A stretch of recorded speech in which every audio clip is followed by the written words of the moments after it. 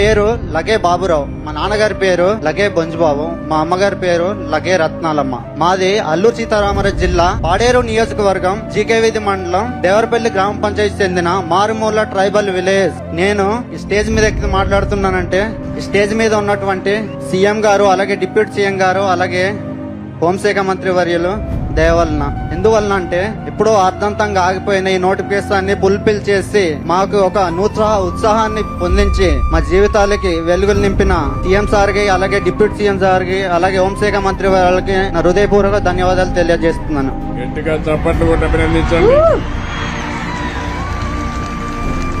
మీరు చూస్తే బాగా చదువుకున్నాడు, బీటెక్ చేశాడు. చేసిన తర్వాత అవుట్ సోర్సింగ్ పని కూడా మీరు చూశారు. కాఫీ గింజలన్నీ కూడా ఎక్కడికక్కడ పనిచేసే పరిస్థితికి వచ్చాడు. పట్టుదల వదిలిపెట్టలేదు, ఉడుం పట్టుబట్టాడు. ఈ రోజు నచ్చిన ఉద్యోగం పోలీస్ కానిస్టేబుల్ ఉద్యోగం వచ్చింది. ఇది ప్రారంభం మాత్రం, ఇక్కడి నుంచి శుభారంభమే. మళ్ళీ నువ్వు పోలీసు ఉద్యోగం గాని ఏ ఉద్యోగమైనా ఉన్నత స్థాయికి రావాలి. వస్తావా? నమ్మకమేనా? డెఫినెట్ గా.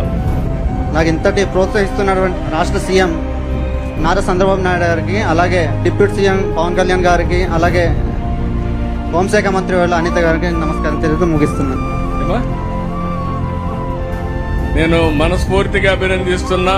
ఉద్యోగం వచ్చినా ప్రజల్ని మర్చిపోలా. మా ఊర్లో రోడ్డు సమస్య ఉంది సార్, అది పరిష్కారం చేయమని అడిగాడు. అది నిజమైన వ్యక్తిత్వం, మంచి మనసు. పక్కనే మా డిప్యూటీ సీఎం గారు ఉన్నారు. బాబురావు గ్రామానికి రోడ్డు ఇప్పించే బాధ్యత డిప్యూటీ సీఎం గారు తీసుకుంటారని విజ్ఞప్తి చేస్తున్నా. Thank you.